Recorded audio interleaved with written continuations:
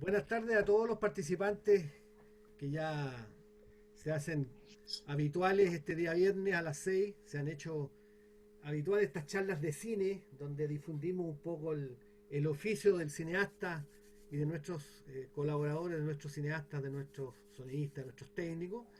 En esta ocasión vamos a recibir a José Luis Arredondo, fotógrafo, eh, que ha participado en un sinnúmero de películas. Voy a nombrar algunas: la historia de Susi, fotógrafo de la historia de Susi con Gonzalo Justiniano, el Johnny 100 pesos, gran película de Gustavo Grafimerino, Sangre Eterna de Jorge Holguín, con Cristian Sánchez filmó Cuídate del agua mansa y algunas otras que no recordamos. Conmigo filmó Negocio Redondo y Vacaciones en Familia. Fue uno de los profesores fundadores de la Escuela de Cine de Chile. La primera cátedra de fotografía la formó él ahí en esa escuela. Ha hecho clases en la UNIAC, en la Mayor, en la UH y en varias partes más. Así que le damos nuestra bienvenida a José Luis. Te agradecemos mucho, José Luis, que compartas tus conocimientos y nos entregues estas cosas que nos vas a decir hoy día sobre la charla que titulaste La fotografía, el último acto de magia. Así que adelante y muchas gracias, José Luis. Bueno, gracias a toda la gente que está participando. El título es un poco rimbombante igual, ¿no? Pero no, obviamente no es un título que me lo arrogué, es de un amigo mío argentino y se refiere básicamente al cine, como el último acto de magia que le queda al ser humano, donde uno voluntariamente paga una entrada y se mete en una sala oscura para que alguien, en este caso un director, le cuente una historia. El por qué a mí me parece interesante o me gustó esa analogía, digamos, del último acto de magia, porque la fotografía cinematográfica tiene mucho de eso, de magia, de inventar, de hacer la atmósfera, de crear la atmósfera para involucrar al espectador en un cuento. Es un acto de magia sin duda que todos lo tenemos como asumido, digamos. O sea, el espectador sabe que no es realidad la escena que está viendo seguramente, pero sí se deja llevar por lo que uno provoca con la fotografía, a través de la cinematografía, desde el movimiento de cámara, de la iluminación que tenga la escena, de cómo acentuar el dramatismo de una escena. A eso me refería un poco con el último acto de magia, ya, con la capacidad que uno tiene de crear esos mundos, esos ambientes donde obviamente se desenvuelven los actores. O sea, uno es una herramienta, un instrumento para que la obra cinematográfica sea un todo. O sea, es como un plato de comida, digamos. O sea, uno no se acuerda cuando come una rica cazuela, uno dice, qué rico que estaba el pimentón, oh, qué buena que estaba la cazuela, o sea, un todo. Y la fotografía cinematográfica, porque, a ver, tiene mucho de magia porque desde su inicio fue así. O sea, hay grandes, ¿cómo se llama? El primer director de foto que se conoce, un señor americano, de apellido Weitze, Billy Weitze, que era obviamente un señor que trabajaba, por ejemplo, en una eléctrica a finales de los 1800, y después llegó a trabajar en una empresa que estaba haciendo proyectores y las primeras cámaras, y empezó a filmar, y el tipo se hizo socio con, ¿cómo se llama?, con Griffith, y fue el primero que hizo, por ejemplo, se le atribuye a él el inicio del lenguaje cinematográfico, ya, ¿no? De empezar a hacer primeros planos, acentuar, hacer, digamos, foco selectivo. En el nacimiento de una nación fue el primero que puso una cámara arriba un globo para hacer un plano aéreo. El primero que filmó una batalla real, que es la batalla de la guerra americano-española en Cuba. Entonces, siempre la fotografía del cine estaba muy ligada a al invento cinematográfico, a la máquina. Pero como decía Héctor Río en una entrevista que le hicieron hace años atrás, en un documental muy bueno que se llama Ríos de Luz, que la fotografía, el fotógrafo en realidad es una mezcla perfecta entre técnica y arte. O sea, hay un manejo, tiene que haber un manejo de una técnica, y eso va asociado a un relato, a la parte lúdica, digamos, hasta la máquina, pero está el ser humano, digamos, el artista que le pone la parte lúdica, digamos, de poder crear atmósferas y de llevar a cabo que el cuento cinematográfico tenga ese look, esa emotividad que provocan las imágenes. Al mismo tiempo, sí, Héctor Ríos siempre decía que a él le costó mucho expresarse con el color, por ejemplo, porque su gran obra la hizo en blanco y negro. Y cuando empezó el color, a él le molestaba mucho, que no sabía cómo expresarse el color, porque ya manejaba una lírica en blanco y negro. Sí, o sea, no hay que olvidar de Chacal de Nahuatl Toro, que la expresividad de la fotografía en blanco y negro de Héctor Ríos lo hace una película inolvidable, bueno, inolvidable por la fotografía, por la cámara en mano de Héctor y todo eso. Pero después ya empezó a manejar el color, digamos, o sea, expresarse en el color, después de ver a sus colegas como Héctor Aro, Tívolo, de Giuseppe Tívolo, otro italiano, y empiezan a experimentar y a trabajar en el color, digamos. A uno como fotógrafo le pasa un poco eso también, ya que a medida que va pasando el tiempo las tecnologías cambian, sobre todo en este último tiempo, que ha sido un cambio muy rotundo en los últimos 10 años, de pasar de negativo cinematográfico al sensor. Diferencias, si uno pudiera decir si hay algunas, sí, las hay, digamos, hay una cuestión de sensibilidad, no de sensibilidad a la luz, sino que de cómo se expresan las imágenes que la hacen muy diferente una tecnología a la otra.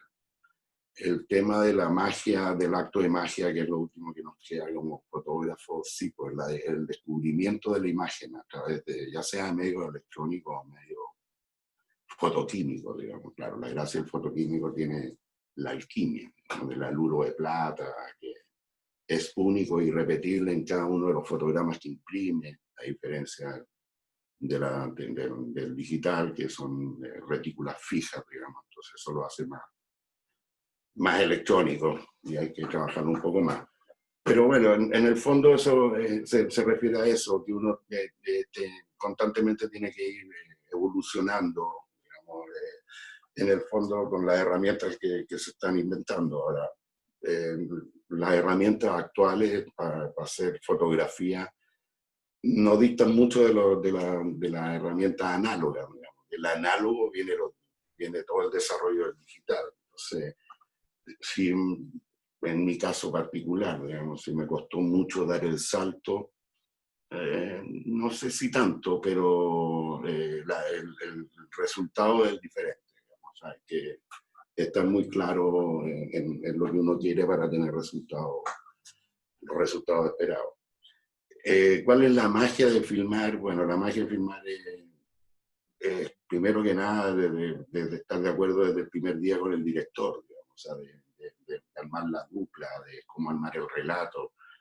Siempre el director a uno le cuenta el guión o la historia que quiere contar y cómo la quiere filmar, y mientras el director a uno le está contando la historia, uno se va imaginando cómo la va a filmar, digamos, o sea, dónde va a poner las luces, cómo va a mover la cámara, qué tipo de atmósfera vamos a crear, cuáles son los referentes que nos gustaría que se vieran plasmados en la película, ya sean referentes pictóricos, referentes fotográficos o cinematográficos. Uno siempre hace citas, o sea, no siempre, pero no es descabellado que uno haga citas o de movimientos o de iluminación. La iluminación en el cine, bueno, ha tenido muchos avances, que es lo que uno busca siempre más en naturalismo, digamos, o sea, que no se note, o sea, que sea lo más natural posible. Y eso es crear una magia, porque todo el espectador crea que todo eso está absolutamente natural y si uno ve la foto de atrás absolutamente lleno de luces para que parezca que estuviera de día. Uno de los creadores de esos sistemas es este señor que le habla al principio, el Billy Paiser, que fue el primer fotógrafo que se le ocurrió poner un farol por la ventana, estamos hablando de 1906, para poder filmar en interiores y recrear la luz del día. Digamos. A él se le atribuye, se le decía en esa época el Rembrandt, porque trabajó mucho el claro oscuro y la luz difusa. Y es el manejo de la luz difusa lo que realmente es lo que a uno lo llama para poder hacer atmósfera, digamos. O sea, la luz difusa es la que nosotros vemos en todas partes, digamos, la luz que rebota en los muros, el piso, los árboles.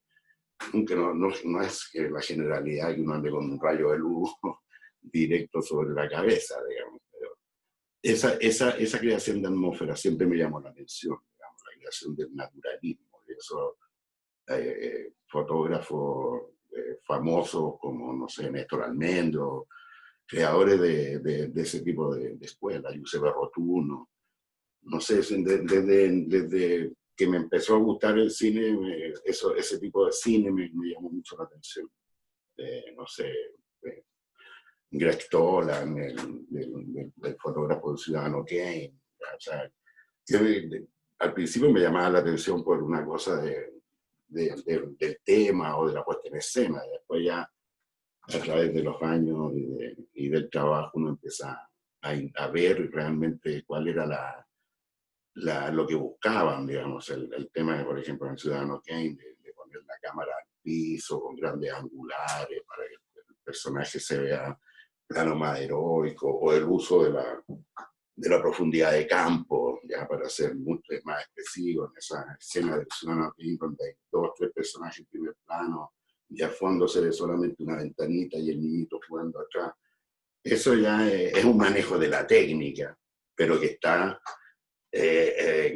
digamos, va de la mano con la parte dramática, digamos, de cómo contar un cuento. Entonces, esa es la magia que tiene la fotografía, digamos, de cómo uno arma la dupla con el director, se hace digamos, el trabajo creativo y uno ahí empieza ya a buscar en su cabeza o en los libros o en las pinturas o donde sea, buscar el referente para poder armar esta atmósfera y el look que va a tener la película. Esa parte es la parte más mágica que puede haber en el pre y en el rodaje y en la post. O sea, es como las 3 instancias donde uno como fotógrafo está presente, en la preproducción, en la producción y en la postproducción. Y eso es un trabajo integral. O sea, desde la génesis hasta la elaboración y después ya el retoque final y darle toda la calidez y la calidad de la imagen y lo que se esperaba, digamos, de esa película. Estoy hablando mucho, Farfán. No me está dejando solo. No, está perfecto, estoy escuchando todo, José Luis. Dale nomás. Bueno, pero es que a eso se refiere, más o menos, a eso me refería con el último acto de magia. O sea, parece que sea muy rimbombante, pero yo lo veo, lo siento así, digamos. O sea, ¿Y cuál dirías tú que... a ver, perdón. No, sigue, si tenés una idea que desarrollar, yo te podría hacer una pregunta nomás. Sí, lo que pasa es que también es hacer un pequeño... lo que pasa en estos momentos es que generalmente se ha perdido mucho, se pierde con el tiempo el tema de que el trabajo tiene que ser una creación, digamos, una creación artística mancomunada. No hay que olvidar que el cine es un trabajo de equipo. Y se está dejando mucho, y yo lo escucho a menudo, digamos, no, si no importa, si después lo vemos en la postproducción. Entonces, dejar todo para la postproducción es complejo, porque primero hay que tener plata para eso. Hay que tener alta plata. Entonces, la gracia de la fotografía, digamos, que todavía tiene esa gracia análoga, digamos, de poner el plano, de empezar a poner filtritos delante del lente, para buscar la tonalidad, para cambiarle, por ejemplo, no sé, la temperatura de color a las luces. Ya si uno en el rodaje tiene eso ya en mente y lo hace, digamos, en el set. Obviamente cuando uno llega a la postproducción ya eso ya está precocido, digamos, hay que darle un hervor, arreglarlo y está. Y está lo que tú quisiste. O sea, no es llegar a sentarme a la postproducción y decir, ya, a ver, veamos qué vamos a hacer, así, ¿por qué no le buscamos ahora? Entonces, eso es tiempo y tiempo es plata. Entonces, lo que siempre yo converso con mis alumnos es eso, lo que hay que, para llegar a filmar uno tiene que llegar con las cosas muy claras. cuando uno tiene todo muy planificado, te permite tener improvisación. ¿Ya? O sea, no existe nada peor que llegar a un set a pensar, a poner la cámara y decir, ¿y por qué no filmamos para allá? ¿Y por qué no filmamos para acá? Eso ya es pérdida de tiempo. O sea, si uno llega con las cosas planificadas, filmamos aquí, filmamos allá, y me quedo a tiempo, oye, mire, si filmamos para acá, ningún problema. Las grandes películas que uno ve, que uno cree que están muy improvisadas, no tienen nada de improvisación. O sea, tienen grandes planificaciones, como los grandes planos secuencias y ese tipo de cosas que uno ve y que a uno le llaman la atención, digamos. O sea, oh, ¿cómo lo hicieron así? Porque es más fácil, ¿no? Mucho más lento, mucho más complejo, mucho más planificado, para que parezca que está, digamos, salió así de improviso. Era como para cerrar esa idea nomás, Ricardo. Mira, sería interesante a lo mejor aquí contar un poco de la cocina, porque es interesante meterse como en la cosa pequeña. Yo me recuerdo en Negocio Redondo que hay Mm, una escena donde tú hiciste, teníamos la necesidad de hacer una escena de una camioneta y yo quería que la cámara hiciera un traveling delante de la camioneta para mm, que se viera un gesto que iba a hacer el protagonista. Y tú propusiste poner la camioneta parada. Hiciste una serie de cosas que participaba mucha gente. Habían muchas personas que estaban haciendo la escena, haciendo la toma.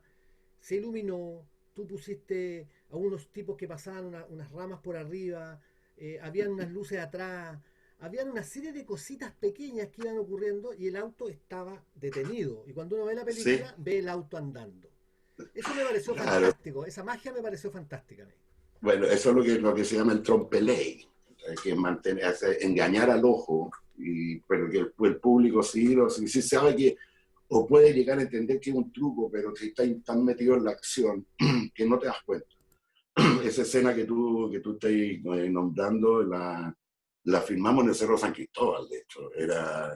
Veníamos de vuelta ya del sur, habíamos filmado más de un mes, todo el sur, que habíamos hecho todo el muy de la cordillera al mar y del mar a la cordillera, y ya no nos quedaba más plata, nos tuvimos que volver a Santiago y buscar la locación en el Cerro San Cristóbal por la parte de atrás, que era que daba para el salto. Y como era de noche, pusimos la camioneta, me acuerdo perfecto, puse un contraluz, unos tubos fluorescentes, que eran bien rascas, y tenían envueltos con unos papeles celofán, me acuerdo, que llegaban de abajo, y estaba todo el equipo. Es cierto, era una coreografía muy divertida, porque yo puse la cámara frente al parabrisas, y la puse con un tele, cosa que yo movía la cámara un poquito, y entonces era el movimiento de la camioneta, y estos tipos actuaban, y la tarde, todos los asistentes pasaban las ramas, y era toda una coreografía muy divertida, y otros movían las luces por atrás, y entonces uno ve la escena, que claro, la camioneta va caminando por un camino de tierra, por un cerro. Esa es la Sí, y gracia de... habían unos que movían la camioneta así para que la camioneta tuviera un bamboleo. Sí, sí. De hecho, en el teaser que viste, que te mandé el link de negocio, está esa escena, o sale al final, creo. Ah, Bueno, es como uno engaña. O sea, mira, hay un señor que a mí me gustaba mucho, que es un documental que yo te mandé una vez que te regalé, ¿te acuerdas? Ese de El último truco, de Emilio Ruiz, que es un señor, un español que se dedicaba a hacer trucos en cámara. La gracia de hacer el truco en primera persona, digamos, en primera generación, y no hacerlo después. Con el uso de la óptica, pintando vidrio, poniendo maquetitas.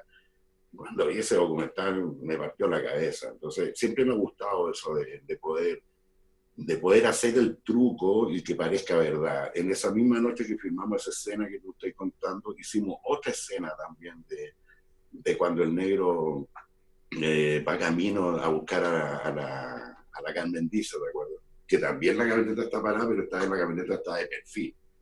Y pusimos un dolly lateral y levantamos mucha tierra e hicimos el dolly que pasara a través de los haz de luz de los focos de la camioneta, ¿de acuerdo?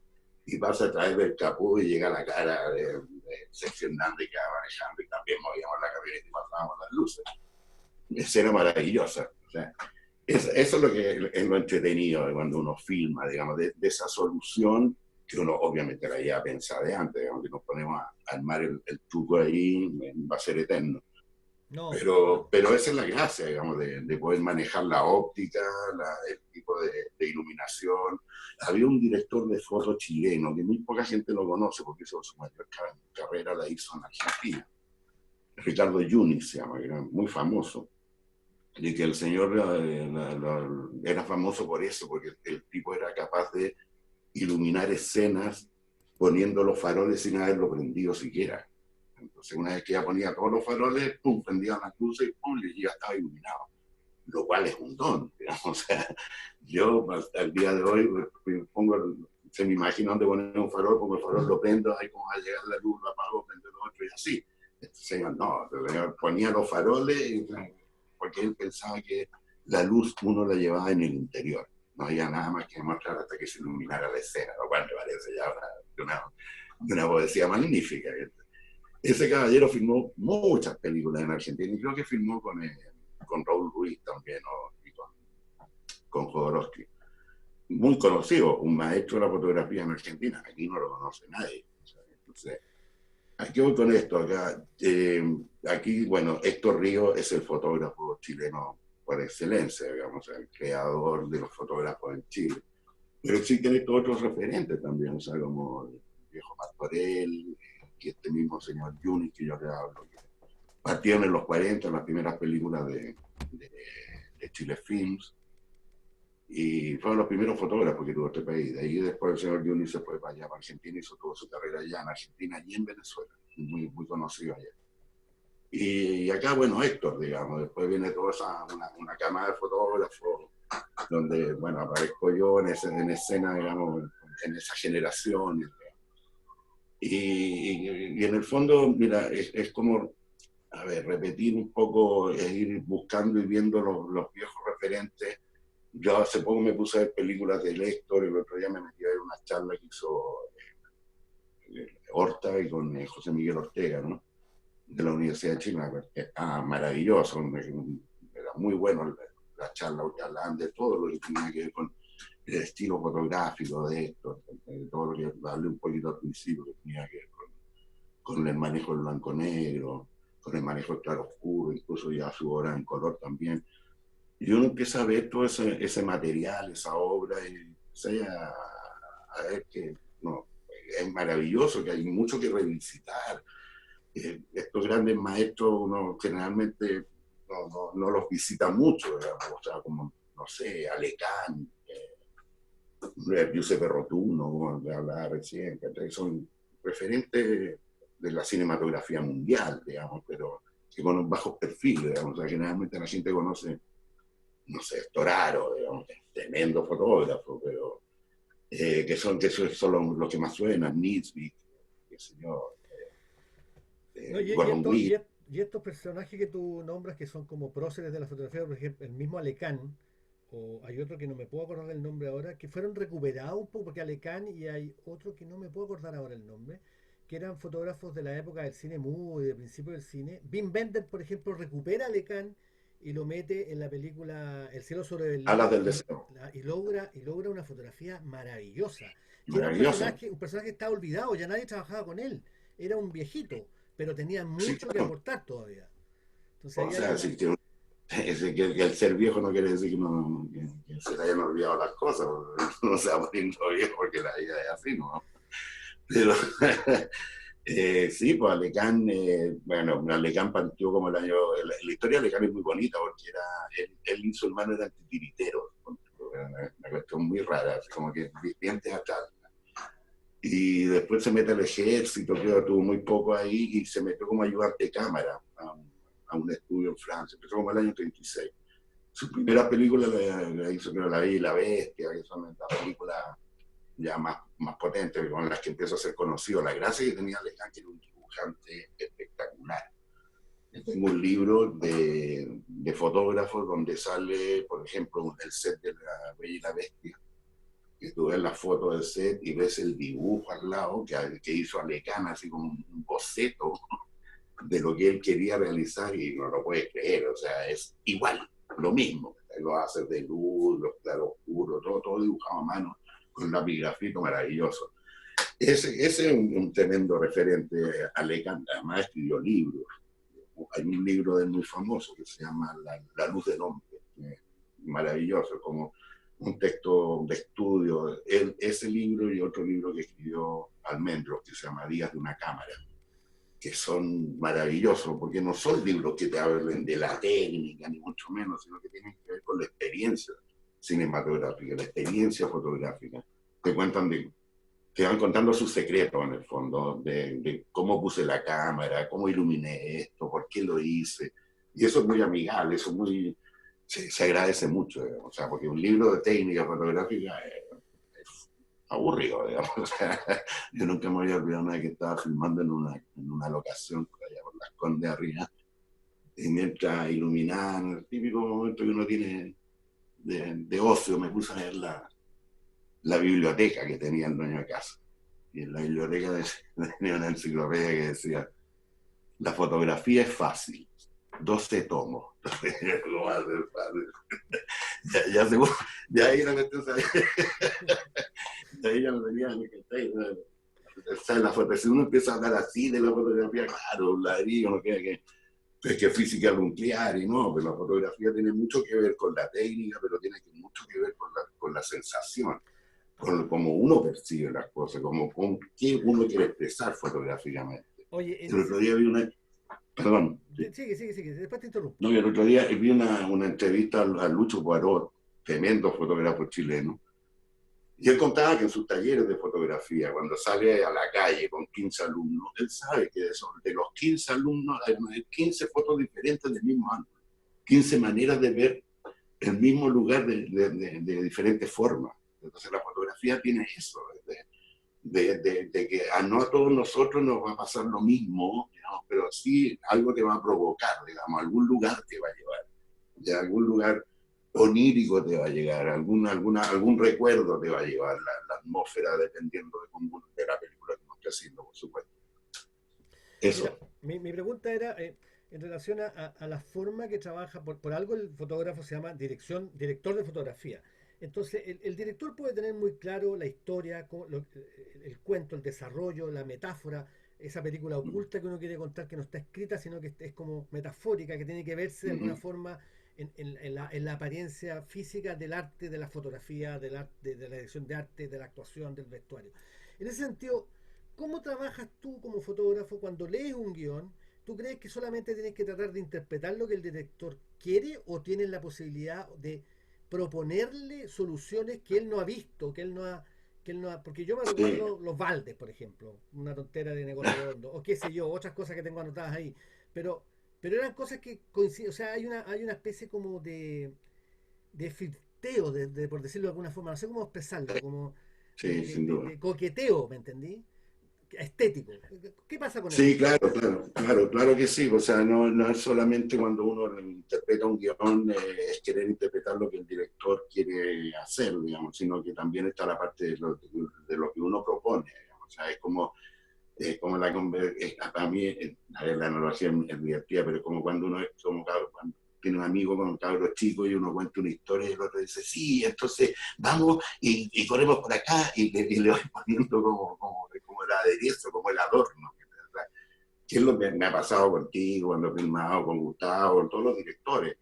El tema ese de la complicidad, o sea, de la complicidad, de decir, mira, yo aquí me imagino que, como tú decías, hay un metalenguaje, siempre el director tiene la película oculta, entonces uno allana el camino, digamos, aparte de la cosa técnica, digamos, de cómo hacerlo, sino de qué pasa si en esta escena que tú te lo imaginaste, que el personaje está derruido, ponte tú, y solo y triste, ponemos la cámara muy alto en un gran angular y que entre un haz de luz, que no lo toque a él, sino que el haz de luz esté más entre él entre la cámara y él.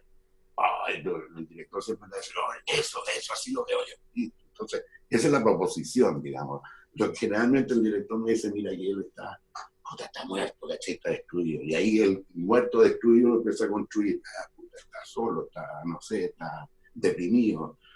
¿Cómo lo aislamos? Y ahí viene toda la parte que tiene que ver con el lenguaje cinematográfico, que tiene que ver cómo pongo la cámara, por qué la puse aquí, qué pasa si la pongo más arriba, ¿Qué pasa si le pongo un gran angular? ¿Qué pasa si lo pongo más atrás y lo achato contra el fondo? Y dejo más espacio negativo hacia adelante. No sé, ahí te empieza a tallar la poética de la puesta en escena dentro de la composición, digamos. O sea, ahí, aparte de la luz, viene toda la parte que tiene que ver con la composición, con el movimiento y el encuadre. No, y además el fotógrafo, yo lo viví en carne propia, es una lata hablar mucho de uno, pero porque es una anécdota que tengo, digamos, que tú tienes como cómplices, que son tus eléctricos, tu jefe eléctrico. Había una Sí, escena en negocio que yo quería que fuera un plano secuencia y que durara cerca de 2 minutos en un dolly que se acercaba a una ventana. Y no se podía hacer, lo hacíamos y duraba 40 segundos. Lo volvíamos a hacer y, no, yo quiero que dure 2 minutos. ¿Cómo lo hacemos? Y tú me dijiste, ándate del set y vuelve en 10 minutos más. Y cuando volví, tenían construido una cosa maravillosa. Cuéntame esa anécdota, por favor, que increíble. Uno que sí. tiraba de atrás, uno que tiraba de adelante, unas poleas, unos cinturones. No, eso fue maravilloso, porque me acuerdo que fuimos a ensayar otra escena dentro de la locación, y cuando salimos, Osimisa y su suegro, que era el que manejaba, Juan Carlos, el que generaba, habían armado, mira, sí, era como la réplica del viauto del Mayeco, que era el doggy, y estaba lleno de cuñas, porque obviamente el terreno no era plano, y le habían puesto todo un sistema de poleas donde iban tirando con una piola y que pasaba por una polea, y la cuestión tuvo la duración exacta, y lo más mágico, que esa cuestión se da muy pocas veces en la vida, era que el dolly se iba acercando muy lentamente, muy lentamente. Esto era de la casa de madera, una ventanita donde se veía el protagonista y la protagonista. Coqueteo a través de la ventana de ellos dentro de la cocina. Y cuando nos íbamos acercando lentamente, lentamente, lentamente, estaba nublado, ¡pum!, aparece el sol entre medio de las nubes y proyecta la sombra de un árbol sobre este muro de tabla y sobre la ventana. Justo antes cuando el dolly para, el dolly se detiene, y la luz se va a fade y quedamos igual que antes. Ya. Eso es otra, Toma eso es única, esa fue toma única. única, o sea, ¿qué más íbamos a pedir si después ya cuando la divinidad ilumina no hay nada más que hacer, porque decir 5 o 6 no hay, se está vuelto todo, ya no hay nada más que iluminar. Es como ir a filmar al sur y que te quede feo, Tú, tú, si delante, eres tú, muy mal. tú delante dijiste que el traspaso del análogo, digamos, del celuloide al digital, no te fue difícil. Pero me recuerdo que en otra cosa que hicimos juntos, tú usaste una cantidad de filtros en una Red One que el postproductor, que era Jaime de Aguirre, no, Jaime de Aguirre, Sí, sí, de la sí, postproductora de él. sí. Cuando el material le llegó, dijo, oye, pero ¿qué hicieron? Aquí está todo, viene todo hecho, no voy a poder hacer nada. Porque le habías puesto, yo no sé, 4 o 5 filtros a la cámara y le sacaste ese look ultra definido que tenía. ¿Qué Sí, ha pasado con eso claro. un poco con el digital? Bueno, mira, lo que pasa es que en el fondo el discurso del digital siempre fue, el digital llegó para democratizar la imagen. De cierta medida es así, porque cada uno tiene ahora, cualquiera tiene un celular y puede hacer imágenes, lo cual no quiere decir que uno vaya a hacer una película y vaya a tener una cadena de distribución con una película que hiciste con un celular, es muy difícil. Pero sí o sí, o sea, en la cinematografía digital lo que más se está usando son filtros, porque las cámaras digitales actuales son muy, a ver, o sea, están hechas a través de vienen de la tecnología militar, los sensores. Entonces, en la noche ven increíble, en el día son ciegas. En el día tienen que empezar a ponerle filtro. Es como si un albino saliera a la plena luz del sol, sin anteojos, no ve nada. Entonces, es el uso de la tecnología con lo análogo. O sea, si tú ves una filmación en un exterior con una cámara, una Alexa, una Red One, una Epic, cualquiera de estas cámaras modernas, pues es que tiene una torta de filtros de este porte. O sea, hasta cuando yo filmaba en celuloide, existe un filtro que se llama ND, que es un filtro que es para bajar la intensidad de luz. ¿Ya? O sea, densidad neutra se llama, ¿no? No afecta la imagen, nada, solamente baja la intensidad de luz, la cantidad de luz. En esa época, cuando uno filmaba el celuloide, existía el ND3, el ND6, el ND9. Uno bajaba 1 punto, 2 puntos, 3 puntos de luz. Ahora existe el ND6, el ND21 y el ND25. Si no tienes ese filtro, la cámara en exterior no ve, ve absolutamente quemado. Entonces, la magia, o sea, sigue existiendo eso de poder poner el filtrito delante del lente y ver cómo va a quedar. O sea, igual lo que uno está viendo a través de un monitor no es lo que está grabando la cámara tampoco. O sea, es una interpretación electrónica para que uno pueda ver. Porque con las cámaras graban en RAW. RAW quiere decir crudo, o sea, como si uno viera un negativo. Nadie vio un negativo. Entonces no puedes ver eso. Entonces son interpretaciones, se buscan ahí, se han ido buscando herramientas y eso va encareciendo, digamos. O sea, a ver, va encareciendo en la medida que uno quiere hacer una película que quiere llegar a una parte. Uno también puede hacer una película con las herramientas que tiene, con el celular, iluminando con la ampolleta, con lo que sea, y va a un circuito de distribución normal, así de YouTube o de amigos, todo bien. El tema empieza a complicarse cuando uno quiere distribuir y la pantalla grande y ese tipo de cosas, digamos, pero sigue siendo igual de caro. O sea, no hay nada que hacer, digamos, o sea, O sea, no hay vuelta. la artesanía cambió nomás. Eso fue lo que, este mundo La artesanal que artesanía, estamos hablando. la artesanía ha cambiado, sí, pero también, por ejemplo, yo tengo gratos ejemplos con respecto a eso de una chica del diplomado, alumna nuestra, la Isidora Aedo, que para nosotros ha sido súper complicado hacer clases en esta pandemia a través de esta misma plataforma, digamos, sobre todo en el taller que yo dicto, que tiene mucho que ver con mover luces, prender luces, mirar monitores, mover la cámara, poner lentes, todo ese tipo de cosas. Entonces, inventar trabajos unipersonales y motivar ha sido complicado, pero ha tenido unos resultados increíbles. Esta chica hizo un corto que, o sea, yo no lo podía creer, o sea, puso la cámara y ponía un espejo donde ella se miraba en el espejo para hacer el encuadre, porque actúa ella misma, ¿verdad? Está todo hecho en la casa, iluminado con el celular, iluminado con la pantalla del computador, a la ampolleta le ponía un paño rojo y daba una sensación y una atmósfera. Pero así no te pasaste, o sea, esos talentos, y esos talentos vienen de la artesanía, y la Artesanía, artesanía exactamente. sí o sí va a perdurar, o sea, pueden haber Alexas, Epic, los nombres que tuvieron, yo no sé por qué ahora las cámaras le ponen nombres señoritas, pero una se llama Benicia, otra se llama Alexa, no sé, esa cuestión bien rara. Pero uno puede tener esa tecnología a tu disposición, pero si no tenéis talento, da lo mismo. Lo que yo les digo a mis alumnos es una cuestión bien, puede sonar un poco raro, pero las cámaras no hacen películas. Las películas las hacemos nosotros. Si la cámara tú no le prendías el botoncito que dice on, la cámara no hace nada. Si la cámara tú no la movís, la cámara no se va a mover. La cámara no va a exponer, la cámara no le va a poner el lente, no va a lograr la atmósfera. Es una buena herramienta, sin duda. Es una gran herramienta. Pero las películas uno las tiene acá, po. O sea, de aquí sale la atmósfera, de aquí sale el movimiento, lo mismo que te pasa a ti, pues de aquí sale la idea, de aquí sale todo. Ya no es porque tengo una mejor cámara. Hay millones de ejemplos de películas que no están hechas con grandes tecnologías y son, por ejemplo, una película que se llama eh, Living Las Vegas. Mm.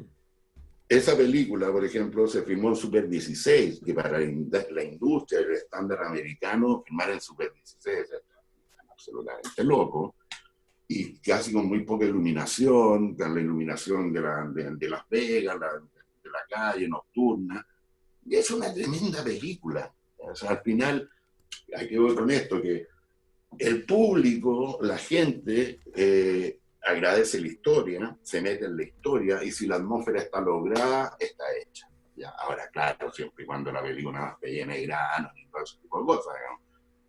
Se pueden hacer películas así, sin duda, hay millones de ejemplos de eso.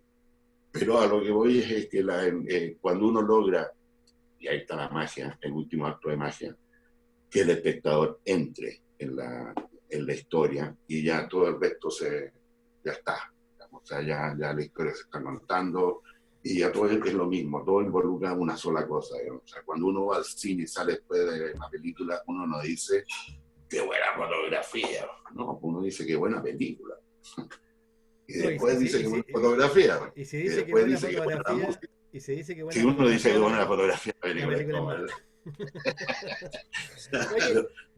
dijiste algo que me Sí, llamó la atención, que nosotros lo hemos discutido algunas veces con las películas que hacían los chicos de Dogma, los chicos, digo yo, que duró un tiempo, ¿ah? Y eso ya como que se no, acabó. nada. Claro, o sea, la celebración, por ejemplo, que para mí es Sí, una gran esa es película, la película. es la película, y la fotografía es muy fea, entre comillas, llena Horrible. de grano, pero uno la descuenta porque la historia es tan potente. Bueno, es lo que te estoy diciendo. Entonces, o sea, igual cuando hicieron esa película con ese tema del dogma, era un tema como para sacarle plata a los fondos suecos. Digamos. La película siguiente que hizo este caballero hizo una película que se llama Dancing in the Dark, Bailarina en la oscuridad con la Björk, donde usaron 10 cámaras y el fotógrafo era Robbie Williams. O sea, Robbie Williams, el fotógrafo de Bill Bender, no creo que haya rebotado una tota al techo. Entonces, hasta ahí llegó el discurso.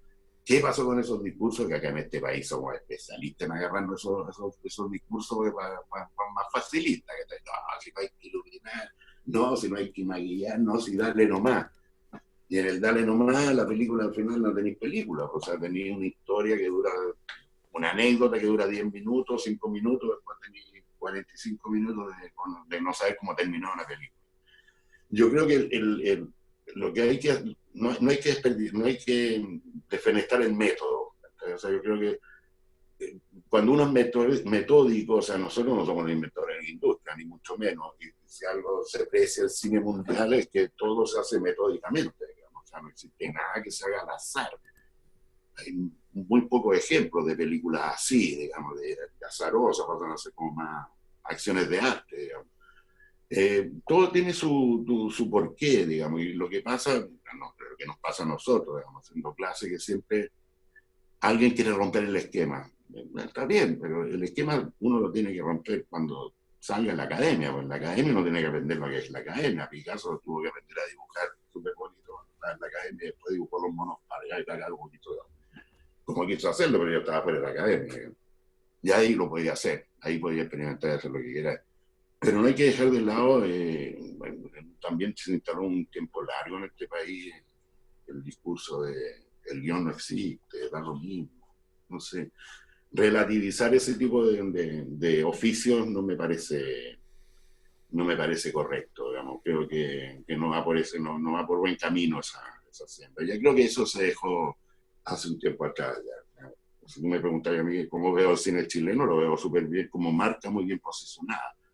Se llegó hasta una etapa muy buena con todo lo que se con los fondos concursables, pero creo que hasta aquí llegamos hasta la alfombra roja. La verdad tenemos que meternos en los contenidos y la creación de industria, digamos. O sea, la creación me refiero a creación de industria, a la creación de técnicos. O sea, no podemos pretender solamente que en este país, no sé si tú sabes que hay 36 escuelas de cine, lo cual me parece un poquito desmesurado. Es como decir, tenemos 36 escuelas de medicina. ¿Y dónde tenéis las escuelas de enfermería? ¿Dónde tenéis los que sacan la chata? Y el cine no se hace solamente con directores, se hace con fotógrafos, con sonidistas, con eléctricos, con gaffer, con un montón de gente.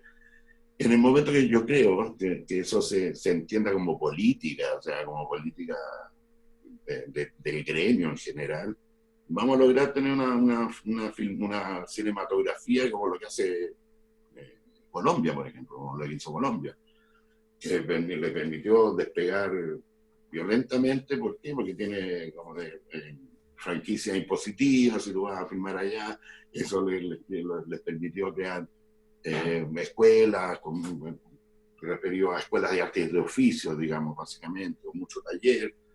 Yo creo que cuando lleguemos a esa etapa ya podemos decir que tenemos un cine, una industria de cine. Ahora somos un grupito que hacemos películas y con cada vez con más problemas.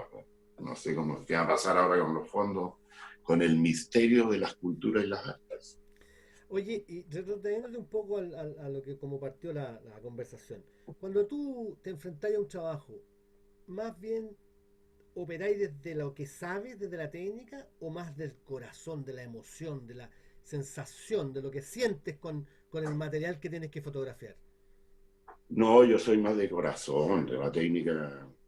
o sea, yo tengo mi formación parte del teatro. Yo vengo de una familia de actores, entonces mi acercamiento a la iluminación, a todo eso, fue siempre de cabros chicos. Yo acompañaba a mis viejos al teatro y andaba recogiendo los filtritos colores, de allá para acá se componían la lámpara, hacía cortocircuito cada 2 segundos, inventaba proyectores, tonteras así. Entonces, para mí siempre el acercamiento a la parte del guión siempre ha sido más de la parte emocional, de qué me provoca, qué sensación me provoca. Y después veo técnicamente cómo lo voy a realizar. Entonces no parto diciendo, no, para esta escena si yo no tengo una XP, pues si no sé cuánta tanga, no la hago. No, primero veo, me encantaría acá que hiciéramos un plano secuencia por este pasillo acá y ver cómo las luces que vienen solamente a las ventanas, ya, esa es la sensación lumínica, eso es lo que quiero recrear. Después veré cómo lo hago. Después veo si pongo un dolly se van a ver los rieles ya, entonces pongo un cajón y le siento arriba una alfombra y que me vayan tirando la alfombra y ya tengo solucionado el tema del movimiento. Ahora como el lumino, no sé, pongo que venga por la luz solamente en la ventana o sobreexpongo adentro, qué sé yo, ahí va inventando la parte técnica, digamos, solucionando la parte técnica. Pero el primero va la parte emocional, digamos, lo que te llega, digamos, cómo te llegó esa escena. O sea, cómo tengo que recrear o qué atmósfera tengo que crear para rescatar el espíritu de lo que está escrito en ese guión o de lo que tú querés transmitir a través de esa escena. No, y además usando unos métodos un poco ortodoxos. Yo me recuerdo en negocio que una escena que inventé yo, que no estaba en el guión, que le pusimos el curazaguazo, y,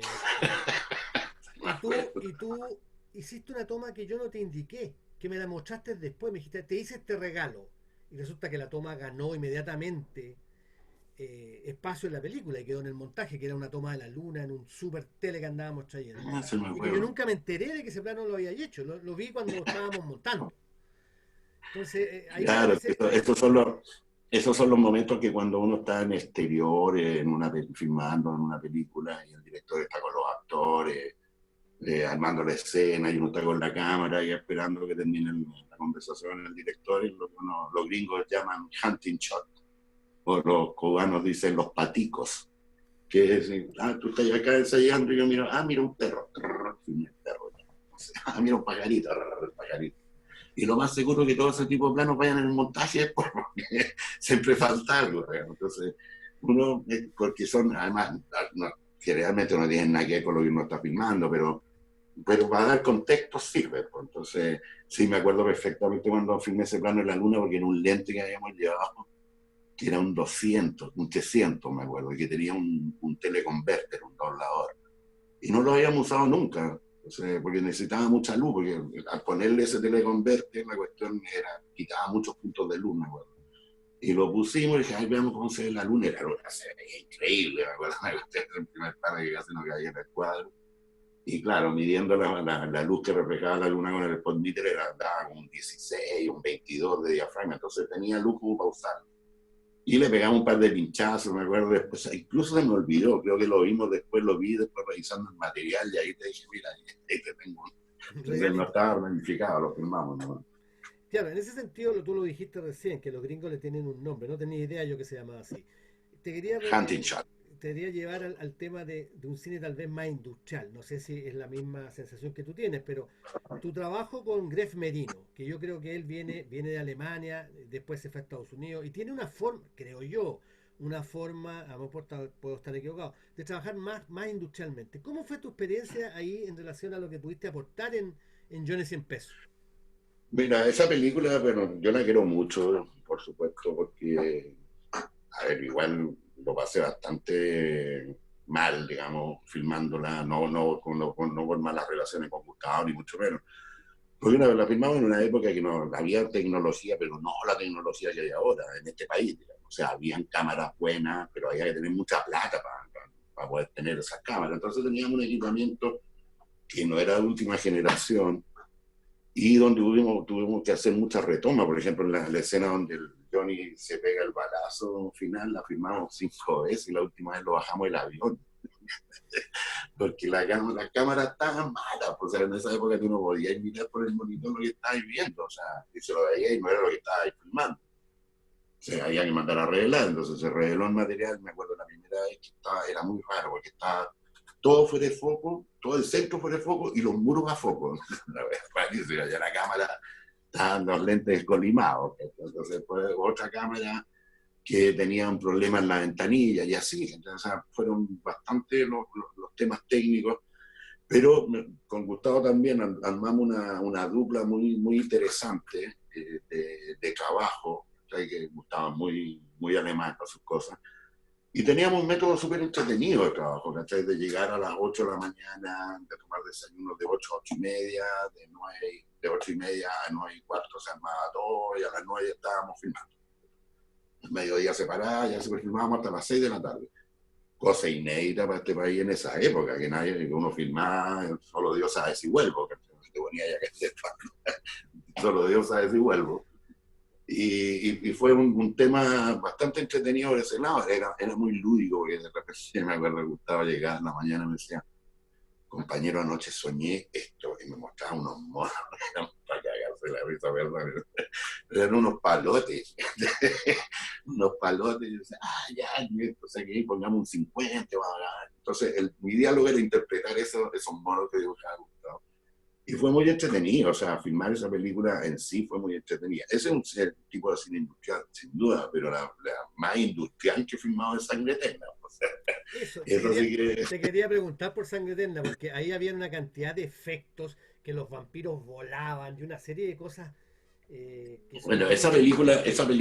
esa película es básicamente pura artesanía. Esa película, la gracia que tiene que los efectos están hechos todos en cámara. De hecho, ganó premios afuera por eso. Entonces, no lo voy a creer. Yo cuando fuimos a hacer las copias a Canadá, y me acuerdo que hicimos un screening, una presentación allá para ver cuando salió la primera copia. Y habían amigos de Jorge, cineasta, y los canadienses no lo podían creer, aplaudían y decían, esta película, ¿cuánto les costó? $1.000.000. No, estáis loco, esta película costó 20, no nos creían que hayamos hecho los efectos en cámara. Por ejemplo, que las muertes de los vampiros, a mí se me ocurrió que Ogalde le pegaba un balazo al vampiro, entonces cuando filmamos a 24 cuadros y apretaba un botón, que era una cámara muy moderna, apretaba un botón y la cámara bajaba 3 cuadros, entonces los vampiros le llegaba el balazo y desaparecía. En la Patti López también tiene una escena súper icónica, le agarran a balazo también, porque estamos filmando a 24 cuadros y la cámara panea muy rápido y cambiamos la velocidad a 80 cuadros. Caían, saltaban la sangre. Esa película yo lo pasé increíble, era un juego cabro chico, además. Esa película, creo que es la primera película, la única que he filmado en mi vida, donde me llamaron 3 días antes que empezara a rodar. ¿Por qué? Porque el director se había peleado con el fotógrafo que tenía y me llamaron así, oye, tú querías hacer esta película. No sé, ¿por qué no? Qué entretenido. ¿Y me podéis traer una propuesta? Sí, claro. Y en la tarde me encontré con Jorge y yo tenía un cómic, que todavía lo tengo en la casa de mi hijo, que es un cómic de Drácula, de Bram Stoker. Maravilloso. Entonces llegué y le dije, ¿te gusta esto? Sí, me dijo eso ella. Y así filmé la película. Entonces, en esa película hay cosas increíbles. Pongamos la cámara acá, pongamos el filtro. Porque además, de verdad, o sea, ¿Qué volar cámara los era? vampiros. Era una cámara que había recién llegado a Chile, una Arri 435, que era una cámara de cine, que la gracia que tenía mecánica, toda, pero con una alta electrónica. ¿Ya? O sea, si tú cambias la velocidad en cuadro, en toma, digamos, cerrada el obturador automáticamente, ¿no? Una maravilla de cámara, digamos, era una tecnología maravillosa. Entonces, claro, eso nos ayudó porque tenía estos adminículos, pero también tiene muchos efectos que lo hicieron los carrozas, los mismos que Ah, usamos en Negocio Redondo, ¿cachai? O sea, cuando vuelan en vacaciones en familia. en vacaciones, cuando vuelan los vampiros, ¿cachai? Que estaban colgados con una rondana y volaban para allá para acá, ¿no? El mismo maquillaje, los gringos no podían creer que es un maquillaje, ponte tú, la Blanca Lavín citaban a las 3 de la mañana maquillaje y filmábamos a las 11. Entonces, era increíble, o sea, y todo, con aerógrafos, pintando y la Blanca durmiendo. Era impresionante. Hay unos making of muy entretenidos de esa película. Hay una parte donde estábamos filmando en el hospital y estaba la Blanca ahí en una camilla llena de sangre. El otro le había pegado unos balazos. Entonces, mientras preparábamos la luz, en el making of se a la Blanca le veníamos comiendo una galleta, pero la pasa con la sangre porque era jarabe de fresa, una cuestión así. Mientras poníamos las luces, la Blanca sacaba la mermelada, se comía el catering, era muy divertido. Y esas cuestiones que están bambalinas, nadie las sabe, ¿no? Pero fue Oye, divertido. José Luis, sería yo creo importante ahora tal vez abrir un poco el diálogo y si alguien quiere Sería bueno. preguntar, si alguien quiere hacer alguna pregunta al profesor y fotógrafo José Luis, es el momento. Ahí Fran Vive, una ex alumna, quiere hacerte una pregunta, José Luis. Pero no vale, está hasta galleteado. No, para nada. ¿Cómo estáis? ¿Cómo le va, querida? Qué gusto verla. Ahora aquí, tratando de lucharla todavía. Bueno, Oye, tú, cuénteme. yo de los pocos años que te he conocido, que no mucho, yo sé que tú generas como una muy buena relación con los directores con los que he trabajado, y de acá lo acabas de decir, digamos, para que se haga la magia, tiene que estar ese diálogo y tiene que estar esa inventiva cómplice. Pero ¿qué es lo que qué es lo que a ti te gusta o cómo te gusta relacionarte o cómo tú crees que sí resulta mejor los diálogos con esos directores? ¿Qué es la primera conversación que tú tienes? ¿Cómo? Porque de repente uno se obsesiona con que ya lo vio de una manera y cuesta un poco ser abierto. En mi caso no, porque como no tengo idea de nada, estoy recién partiendo, no, yo apoyo todo lo que me digan, lo pruebo Eso es y después... peor. Eso es peor. Más obsesivo. Cuando uno ya tiene más experiencia, le abría el diálogo. No, pero es que generalmente hay cosas que, o sea, los directores también tienen claro las cosas que se pueden o no se pueden hacer. Entonces, también si tú quieres que metamos 20 elefantes rosados en la escena, si tenéis la plata se pueden meter, porque si no, veremos cómo pintaremos un par y haremos pasar un juguetito por delante de cámara, ¿cachai? A lo mejor lo que se puede hacer es meterle, darle vuelta el paradigma, digamos, ¿cachai? Es decir, si tú te lo imaginaste de tal forma, decir, bueno, ¿y por qué no lo hacemos de esta otra forma? Ah, y puede funcionar, ¿cachai? No es desechar tu idea, sino que apoyarlo o mirarla desde otro punto de vista, ¿no? Básicamente así. Y cómo logro los diálogos, los directores, generalmente, bueno, es que yo soy, no sé, tú ya me conocí bastante, o sea, lo suficiente.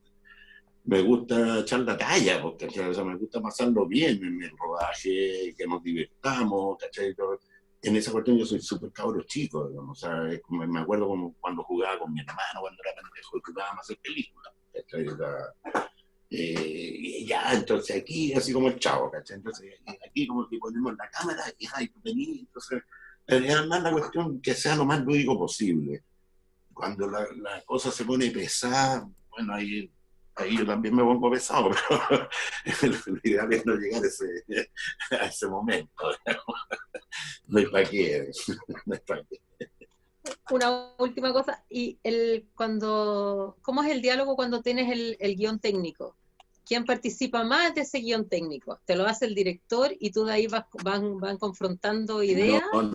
sí, yo no, generalmente es un trabajo en común, o sea, eh, el director siempre tiene una idea de cómo quiere que se vean las cosas y uno va bajándolo aterrizándolo a la parte técnica, digamos, sí, me parece bien, pongamos un 50, pongamos un dolly, pongamos un dron, hagamos que la cámara, no sé, se deslice o pase por una grúa.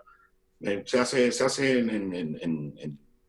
paralelo, o sea, en conjunto, digamos, no es que yo agarre esto y yo lo hago solo, sino que dentro de un equipo de filmación uno tiene lo que decía Ricardo recién, ¿cachai? O sea, uno tiene un equipo por eso uno se llama director de fotografía, porque uno trabaja con un equipo que no es menor, que es el primero de cámara, el segundo de cámara, si hay un camarógrafo, el primero el jefe eléctrico, el primer eléctrico, el segundo eléctrico, el maquinista que mueve las cosas. Entonces, un equipo más o menos importante que uno tiene que liderar y tener la buena onda, digamos, porque son el equipo técnico, el qué sé yo, el peso, digamos, ¿sabes? Mover la maquinaria, mover las luces, mover todo ese tipo de cosas. Entonces, involucrar a todo el equipo en ese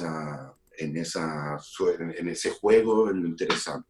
O sea, yo nunca he creído en los egos, así, no, llegó el director. No sé, estamos jugando a hacer películas, o sea, jugar a contar una historia, no hay nada más entretenido que eso. Ya los egos dejémoslos al lado, cada uno tiene su ego sin duda, pero aquí no se trata de quién le pone la pata encima a quién, sino que se trata de construir una historia, se trata de hacer una película. Entonces, que con Ricardo tenemos una historia que sería buena para contar. La escena que el asistente de dirección no quería que filmáramos, que el otro día teníamos día libre, que hizo el equipo. Fuimos a filmar. Estáis locos, vamos a filmar, bueno, después vemos si descansamos o no. Y esa cuestión también es inédita. O sea, si tú no generas eso, tenemos que hacer una tenemos que hacer asamblea. una asamblea. Sí, pues. ¿Te acordás? Fue bonito esa cuestión, fue súper bonito. Fue como un espaldarazo, digamos, o sea, oye, vinimos al sur, estamos acá, vinimos a filmar una película, estoy preocupado que mañana tenemos días libres. Lo que pasa es que teníamos día libre, nos íbamos al otro día y habían 3 tomas que yo quería hacer de una camioneta pasando por el lago. Y había que hacerla porque no podíamos volver. Entonces les pedí el día libre, digamos. Eso fue la anécdota que cuenta José Luis. Oye, José Luis, te quería preguntar una cosa que a lo mejor le sirve a los aspirantes a directores y a todos, en realidad. Todos somos aspirantes a directores. ¿Qué es lo que uno espera? ¿Qué esperas tú como fotógrafo en relación al director cuando te explica lo que quiere? Que tenga todas las cosas claras. Por ejemplo, un director duditativo, un director que no sabe bien lo que quiere. Es complicado trabajar con él, me imagino. O sea, uno espera como Es fotógrafo complicado. que el tipo tenga clarísimo la historia que quiere contar, cómo la quiere contar, dónde puede poner la cámara. O tú esperas que más bien tenga presente. No, o sea, no tan así, pero sí que tenga la película clara. O sea, porque cuando ya, o sea, tú puedes dudar, pues, o sea, uno también duda, digamos, pero sí tenéis claro lo que tenéis que hacer. Es más o menos lo que decía la Gloria Mussmayer el otro día en la charla, cuando hablaba del actor frente al director.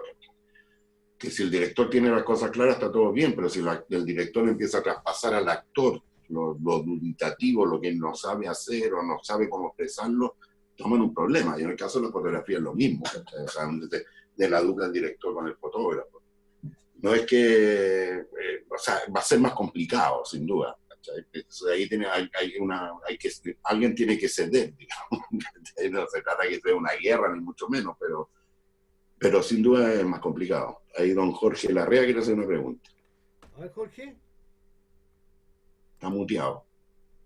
¿Tienes muteado, Gracias. Jorge? Yo no tengo idea de cine.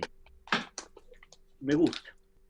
Pero mi pregunta, mi inquietud quedó relativamente respondida por lo que dijo Fran entre medio, que existe un guión fotográfico. Existe un guión técnico, digamos, que es más que un guión fotográfico, es un guión técnico. Porque yo entiendo, como el director de fotografía, mi entender, que es el hombre que maneja lo que la gente va a ver desde el punto de vista de la fotografía.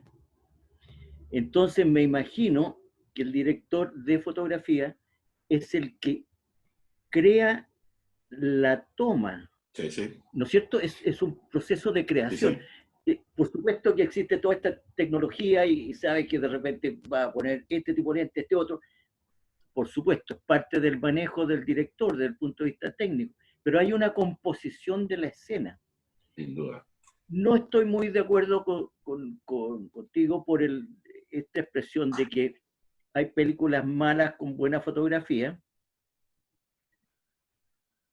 pero cuando existe, por ejemplo, desde el punto de vista del espectador, estas películas japonesas en que el tratamiento de la imagen es perfecto, por ejemplo, escenas crueles o escenas de sexo que normalmente son bastante burdas.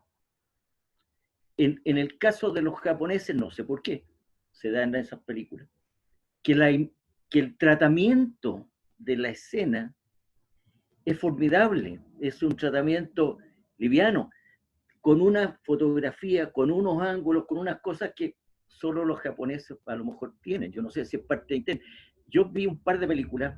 Una fue Kagemusha, esto hace 40 años atrás probablemente, El hombre de las mil caras, que era, la fotografía es lo que uno aplaudía en la película. Sin duda. En realidad, el tema, ¿no es cierto? Y acabo de ver una que es una producción en que es la primera película que veo que tiene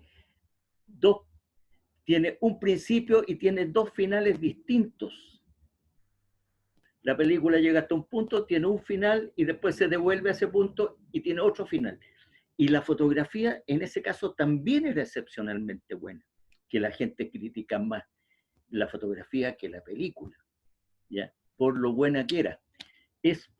Para mí me queda, ojalá sea lo que pienso, que el director de fotografía es el que imagina la toma para conseguir lo que el director quiere, pero es parte de él, ese guión técnico probablemente tiene que ser con la participación del director de fotografía. Pero sin duda que sí, o sea, los guiones técnicos se hacen, yo tengo que participar en eso, sin duda. Y las decisiones estéticas, bueno, pasan por uno, pero hay un consenso, sin duda que hay un consenso, o sea, no es que a mí se me ocurra por mi cuenta hacerlo. Hay un consenso, hay una conversación, mira, voy a hacer esto, ¿qué te parece esto? ¿Te gusta esto? Claro. Todo tiene que ser muy conversado, digamos, porque si no, a ver, no hay nada peor que cuando la fotografía sobresale más allá del tema, digamos, o sea, por lo menos a mí me pasa eso, cuando logro percibir que la fotografía tiene mucha más preponderancia que lo que se está contando. Para mí la fotografía tiene que tener el peso de una tarjeta de presentación. O sea, no pesa nada, pero dice todo. Pues están todos los datos, está toda la cuestión ahí. O sea, es un acompañamiento a la película, al tema, a la creación de la atmósfera, que no tiene que tener el peso tan potente, sino que pasa porque es un día nublado, y, no sé, pues está creado así, está hecho así, digamos. O sea, esa es la magia, digamos. No sé, hay películas, las películas japonesas que tú nombraste, claro, es otra forma de ver también, otra forma estética de plantear las cosas, otra forma de plantear la composición dentro del cuadro, el tempo, los diálogos, es otra cultura. Eso es lo que hace interesante al cine japonés, sin duda, como al cine coreano, al cine chino, o al cine ruso. Son cosas que uno generalmente no ve por estos lados del mundo porque no llegan. El mismo cine europeo. Entonces son diferentes formas de lenguaje, de cinematografía, de tempos, que hacen que una película, que sean las diferentes cinematografías mundiales. O sea, uno que está acostumbrado al cine americano, el efecto, el corte, y muy poco tiempo al mirar el cuadro y el encuadre y ver que, por ejemplo, que no es necesario hacer un plano y un contraplano, solamente una pareja en un gran plano general que se está despidiendo, pero ya con ese gran plano general, con una belleza increíble de la luz, de un atardecer, y alguien le está diciendo, no, es que yo no te quiero más, ya con eso es aquí sobra. Entonces ahí está cómo tú armáis el diálogo con el director. Entonces, mira qué pasa si pongo este filtro naranjo y en este atardecer y se van a ver ellos recortados de negro sobre un fondo naranjo y una puesta de sol, y eso es precioso dentro del cuadro, pero la belleza del encuadre está conteniendo el drama del guión, digamos.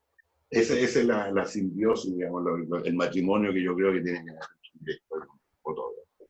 Muchas gracias. Muchas gracias. No, señor, gracias a usted. Agradezco su pregunta, como diría el ministro de Salud. Gracias por la pregunta. Me vale la mascarilla. Estoy muteado, Farfán. Jorge, ahora sí. Jorge, a lo mejor te ayudaría a clarificar un poco, no sé si estoy de acuerdo conmigo, José Luis. Cuando usted habla de encuadre, el encuadre es una cosa, cuando uno encuadra una toma, pero el fotógrafo es como el pintor que pinta con la luz, el que ilumina, ese es el fotógrafo. También define los encuadres, el tipo de lente, cómo van a estar encuadrados los personajes, pero lo que más hace el fotógrafo es la atmósfera pictórica, la atmósfera de color que hay en la escena. Porque hay directores no es el caso mío, que saben el plano, como nosotros manejamos un lenguaje que nos conocemos, si hay una escena de un diálogo, sabemos que el plano no va a ser un plano abierto, va a ser un plano con un lente más chico, más cercano, un 50, qué sé yo, y que no va a ser un gran angular, por ejemplo. O sea, eso ya no se discute. A veces uno dice, ¿sabéis que yo quiero que se vea esta parte? Necesito un lente, un detalle, porque está obsesionado con algo. Pero la esencia es la pintura. El fotógrafo es un pintor que pinta con luz. No sé si estoy de acuerdo conmigo, José Luis. Absolutamente, de hecho ya el nombre fotografía lo dice todo, foto, luz, grafía, escritura, escritura con la luz, o sea, ya no puede ser más poético, No. ya, ya con eso ya dice todo. Otra pregunta, alguien que quiera hacer otra pregunta, es el momento, compañeros. ¿Quién quiere preguntar algo? A ver, Parece que nadie no le interesa. Bueno. No, si les interesa, la voy a hacer un poco tímido, ¿no? A ver. ¿Alguien más por ahí? Alexa, Bala, ¿verdad, no? ¿Quién? Alexa, sí. Alex. Alexa, Bala, mira, ¿qué tal? ¿Cómo está tanto tiempo, querido? Qué gusto verlo. Oye, ¿nunca te ha pasado, José Luis, que el fotógrafo, que te tengas un problema ahí con el director en términos de definir un plano que tú crees que es de una forma y el director cree que es de otra y hay una suerte como de tranza o de gallito? No recuerdo, ¿eh? Puede ser que haya ocurrido, pero no, la verdad, mira, cuando uno filma una película y cuando uno dice corte, es como un partido de fútbol, ¿cachai? Todo queda dentro de la cancha, ¿verdad? Uno después se acuerda como jugó el partido, digamos, sí, puede ser que en algún momento tuvimos alguna, no sé, con algún director, oye, no, esto sí, esto no, pero al final uno hace lo que el director quiere hacer y después, por último, hace un plano parecido, pero así, no recuerdo de haber tenido en Z así pelea, Oye, José Luis, mayoreo, discrepancia. te quiero Carlos decir, Garrido, exactamente, te quiero decir que apareció don Carlos Garrido, gran director de arte, que lo vamos a tener, aviso, lo vamos a tener en la charla que viene el próximo viernes, compartiendo su historia y su experiencia como director de arte en la historia del cine chileno. Don Carlos está inscrito en la historia del cine. Yo creo que por lo menos tiene unos 35, 40 largometrajes donde ha trabajado como director de arte. No sé si me fui al chancho con el número, pero don Carlos, ¿cómo está? Y ustedes han trabajado juntos también. Carlos, tienes sí, apagado tu micrófono. Ahí sí. Ahí sí, mucho gusto de saludarlos. qué bueno verte, viejo. Igualmente, nosotros hemos pasado momentos muy interesantes en la historia del cine chileno. Sin duda. Así es que me es muy grato, digamos, verte y escucharte. Qué bueno verte. Hace tiempo que muchos, nos vemos. son muchos las cosas y los argumentos que tú has dado, que lo hemos conversado alguna vez latamente. Sin duda. Así es que, bueno, una de las cosas que yo siempre me ha gustado en la vida es ser amigo de los directores de fotografía, para poder ejercer bien mi trabajo. Y realmente con José Luis, como hemos trabajado tanto, hace que las cosas sean mucho más fáciles. Todo lo que tú has dicho me ratifica de que hay cosas que van a ser inolvidables y van a quedar impresas en las películas de manera para siempre. Ha sido un gusto. Qué bueno verte, Carlos. Bueno, a mí se me había olvidado una gran parte, que es lo que acaba de decir Carlos, que dentro de un equipo de rodaje, sin duda, el gran aliado de un director de foto es el director de arte. O sea, es la dupla muy apañadora, digamos, porque a ver, Carlos es el que tiene que, el que a cargo del look de la película, de cómo se ven los personajes, cómo se visten, de qué les usan, de qué tonos son los muros. Y ese diálogo es muy, muy rico, muy potente cuando uno está armando una película, diseñando los mundos, inventando los mundos donde se van a desenvolver los personajes. Y ese trabajo mancomunado es realmente impagable. O sea, yo con Carlos, bueno, sí, hemos filmado mucho y tenemos grandes historias. Nos hemos reído mucho siempre. Porque esa es la gracia, entonces, de formar equipos y de pasarlo bien filmando. Yo creo que Eso es muy importante, José Luis. Yo creo que es lo que hay que transmitirle a las generaciones nuevas. Uno hace cine porque lo ama, lo encanta, pero lo pasa maravilloso. O sea, es haciendo que la cine es un pasión placer de contar enorme. historias. O sea, qué mayor gratificación que uno va a poder hacer lo que le gusta, desenvolverse en lo que le gusta, filmar y más encima pasarlo bien haciéndolo. Es impagable. O sea, si uno lo vaya a pasar mal a la pega, no tiene mucho sentido. Digamos. O sea, ahí a mí se me pasa toda la creatividad, si la cuestión se pone fome. O sea, es mucho más entretenido que sea lúdico, que nos riamos, que pongamos sobre no tonteras así, digamos, porque alivianar de repente, claro, en los rodajes sí hay momentos tensos, sin duda, porque no todo es bien sobre hojuelas. Porque generalmente, ¿qué pasa? O sea, qué nos pasa a nosotros como cineastas? ¿Cuál es nuestra piedra de tope? El presupuesto, siempre. Entonces, yo las películas que he filmado, a ver, habrán sido 2, 3 películas con grandes presupuestos, el resto siempre ha sido con ganas de filmar, digamos, o sea, con ganas de que la cuestión funcione, y eso va a funcionar básicamente con creatividad, con disposición, con buena onda, con ganas de filmar, básicamente, con ganas de expresarse a través de una cámara, a través de la animación, a través del arte, a través de la historia, de lo que uno quiere contar. Si eso se logra, tenemos una película. Yo creo que el cine chileno actualmente ya ha pasado por varias etapas. No sé, Carlos ha vivido muchas más refundaciones del cine chileno que yo, pero cada 20 años más o menos se refunde el cine chileno, el nuevo cine chileno, anteriormente existido. Yo creo que ha pasado por muchas etapas y tiene una madurez interesante. La cosa técnica no es tema. O sea, yo nunca me olvidé que la gente, la disculpa decía, yo no veo cine chileno porque se escucha muy mal. El problema no era que el cine chileno se escuchara mal, el problema es que la gente iba al cine a leer las películas, no a escuchar las películas.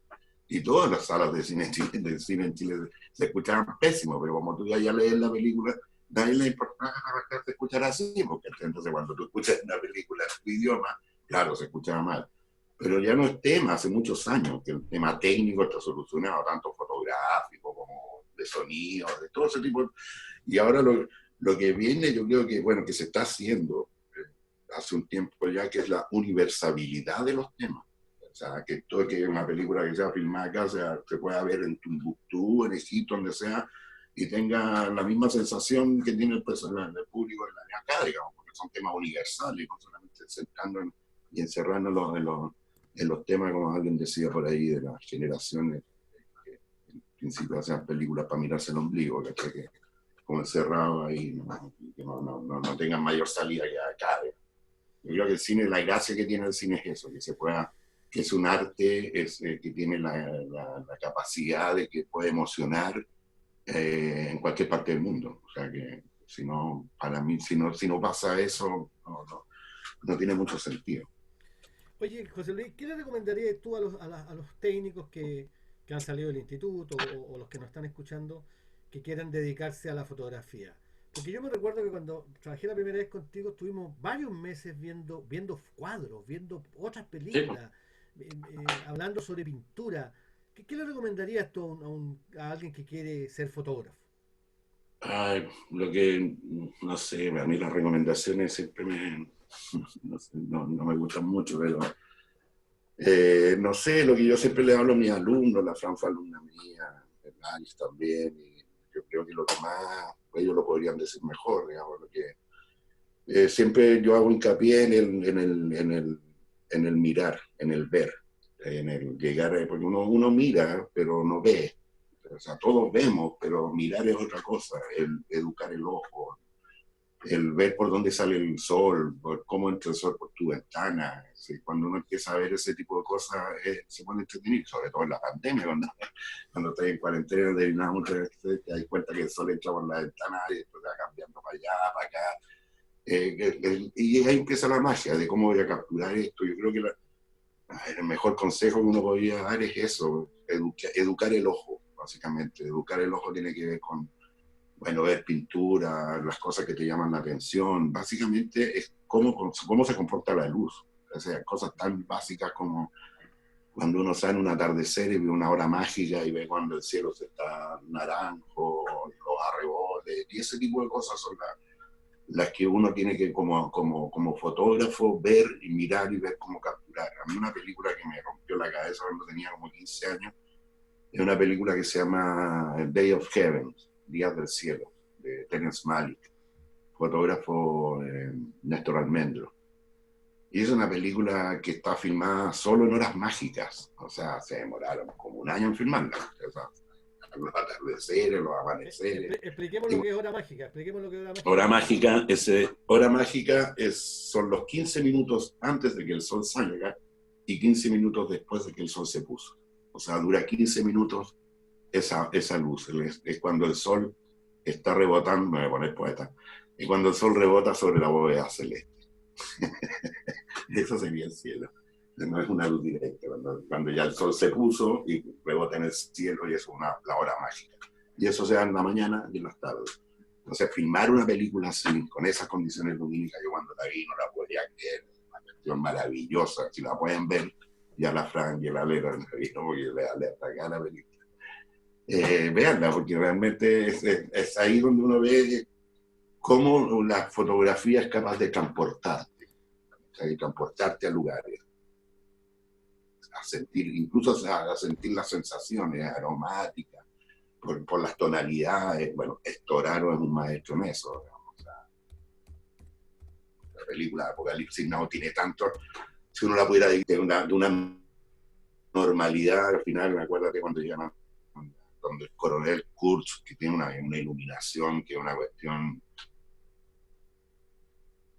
de colores amarillos, también el expresionismo alemán. Entonces, ese tipo de locura es lo que uno, a mí por lo menos me rompió la cabeza en mi alumno. Que esas sensaciones son las que uno tiene que tomar, esas son las que uno tiene que ver y cómo transmitirlas, cómo agarrarlas y ponerlas en escena. O sea, y la iluminación en eso es todo. Diga, Fran. Ya, prendí el micrófono, lo logré. ¿Qué pasa hoy en día que estamos todos encerraditos? Que los que no tuvimos nunca para comprarnos una cámara, digamos, y no sé si haría magia con esa cámara si la tuviera, que lo único que tenemos es esta cuestión que el celular o la cámara web de la... Y la realidad cruda que para postular a cualquier proyecto del Ministerio de la Cultura y el Patrimonio y el Arte y todo lo te dicen haga cápsula. Y las cápsulas las tenéis que hacer con la camarita que tienes a mano. Pero yo creo que esto está haciendo ahora y se va a seguir repitiendo. Yo creo que hay gente que se va a acostumbrar a grabar con el celular y agarrarle como la comodidad a hacerlo. ¿Qué consejo? Igual se puede. Como les contaba hace un rato atrás, he tenido gratas sorpresas con los trabajos que están haciendo los chiquillos ahora dentro, encerrados en su casa.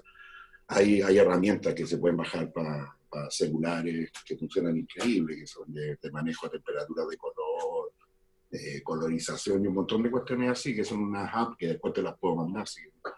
Que están bien interesantes, ¿cachai? Que para hacer obras que uno pueda transmitir por esta plataforma, así funciona súper bien, ¿cachai? O sea, a ver, lo que uno tiene que tener en cuenta siempre es a dónde quiero llegar con mi obra. Entonces, si quiero ir a festivales, obviamente va a ser muy complejo llegar a un festival con una película hecha con un celular, ¿cachai? Porque tiene que ver con temas técnicos, de proyección, de un montón de cosas. O sea, mientras más chiquitito sea el sistema donde tú vayas a transmitir, no va a haber problemas, por un tema de compresión. La imagen se va a ver. Si nosotros empezamos a proyectar en grande, esa cuestión se va a romper. Digamos, va a tener píxeles, que va a ser así cada píxel. Entonces, tiene que ver con las cosas de distribución y un montón de cosas así, que no creo que todo cambie así, que todo se vaya a ver de aquí para adelante a través de Internet, ¿cachai? O sea, que hicieron en Europa con la pandemia, o sea, están de vuelta los autocines, ¿cachai? O sea, el tema de ver, de la experiencia de ver una película en una pantalla gigante, en un lugar oscuro, no se compara a nada. Por mucho que tú tengas Netflix, tengas un narcotelevisor en tu casa, una cuestión gigante, no va a ser lo mismo, no va a ser lo mismo que verlo en una sala oscura de cine, ¿cachai? Donde tú voluntariamente te metiste a esa sala oscura para que un señor te contara una historia. Cuando uno la ve en la tele, en tu pieza, tenés todos los estímulos del mundo alrededor. La micro que pasa, el auto, el avión, no sé, no es la misma situación. Entonces, no. A ver, el cine se ha muerto muchas veces. En los años 50 el cine se murió. Hasta que un señor inventó una cosa que se llama CinemaScope, ahí la pantalla fuera 400 veces más grande que la tele. ¿Cachai? Después inventaron el 3D. Y así siempre en los años 80 el cine murió, cuando salió el video. ¿Cachai? Entonces, siempre se está proyectando la muerte del cine, ¿no? Olvidemos que es una tremenda industria, la que es la industria que mueve más plata después de la industria de las armas. Entonces, no es tan fácil proyectar la muerte del cine así como así. En los países más desarrollados existen los canales y los lugares para que uno se exprese a través de, por ejemplo, ya películas hechas con celular, festival de películas hechas con celular. ¿Ya está? Películas de 35, festival de películas de 35, 70 milímetros, 70 milímetros, y así, porque existe ¿cómo se llama? La demanda y las ganas de hacer cosas y apoyo. Aquí podemos insistir, aquí ya estamos en... Y según tu criterio, ¿se sigue produciendo magia o se puede producir magia de esa manera? Sin duda, sin duda, sin duda. O sea, te vuelvo a contar, o sea, el trabajo que me llegó de esta chica del diplomado ahora es mágico. Es mágico. A mí logré que ella me metiera en una atmósfera lumínica. ¿Cachai? Y eso ya es magia. Pues, si tú logras hacer con un celular, con la luz del computador y con una lámpara y con una chiquita LED, logras hacer una atmósfera lumínica, lo hiciste. ¿Cachai? Ya logrado. Si la gracia es que uno, espectador, se involucre, cuando ya estáis dentro, ya lo hiciste. ¿Cachai? Ya lo hiciste, ya lo lograste. Y vuelvo a insistir, no es necesario también tener toda la parafernalia, te vuelvo a decir, o sea, todo depende a dónde uno quiera llegar. ¿Cachai?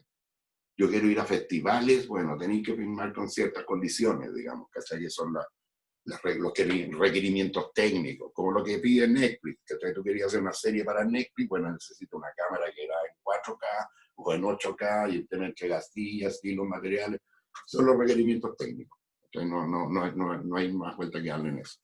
Pero que si uno se puede expresar a través de un celular, sin duda. O sea, es como decir, si no solamente va a ser pintor, tenés que usar el acrílico y tenés que pintar sobre tela o sobre óleo. No, también puedes pintar con acuarela, ¿cachai? Y puede ser tan bonito como una tela sobre acrílico o sobre óleo. Es lo mismo. O sea, cambia la herramienta, pero la luz es la misma. No sé si me explico. Veamos si alguien quiere hacer alguna otra pregunta en honor al horario, que estamos bien, ¿eh? Son las 7:30, pero abro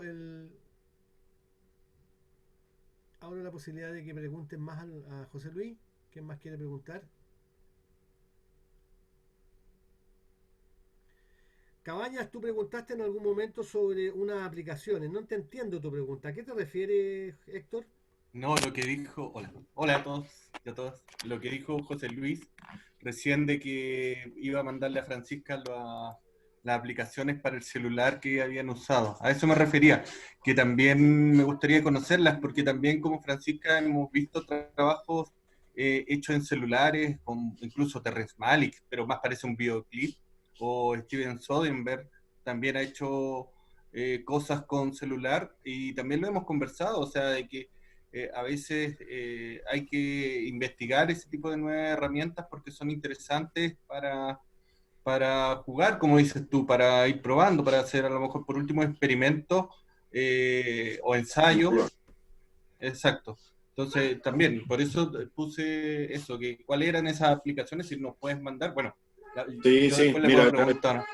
Sí, no, no hay problema, yo se los mando a la Fran, o sea, de hecho el mito las tenía todas anotadas, así que es fácil, yo te las puedo mandar si no las tiene el mito, Fran, y ahí tú las compartes y todo.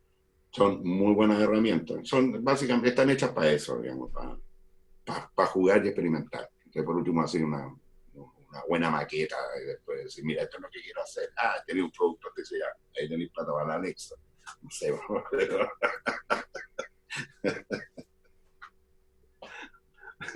pero Vale, ¿quién tiene más preguntas que quieran hacer? Es el momento, por favor. Don Carlos se cambió de ahora, locación, veo, ¿ah? no, Tiene más luz prendió la ahora. luz, estaba con la luz de guardia, ahora prendió la luz de escena. Prendió la luz, don Carlos, lo vi. Oye, bueno, si no hay más preguntas y tú no quieres agregar nada más, José Luis, podríamos dar por terminada la charla, que fue muy agradable la conversación. Recordarles que el próximo viernes vamos a tener a don Carlos Garrido, gran director de arte, conversando sobre su experiencia con el cine chileno, cómo ha sido ser director de arte en un sinnúmero de películas. Darte las gracias, José Luis, por tu paciencia y tu buena voluntad de compartir tu experiencia y dejarlos invitados para el próximo viernes. Así que muchas gracias, buenas noches, que tengan buenas noches. Muchas gracias, gracias por la paciencia. Qué bueno que haya gente que esté dispuesta a escuchar tanta tontera. Un placer.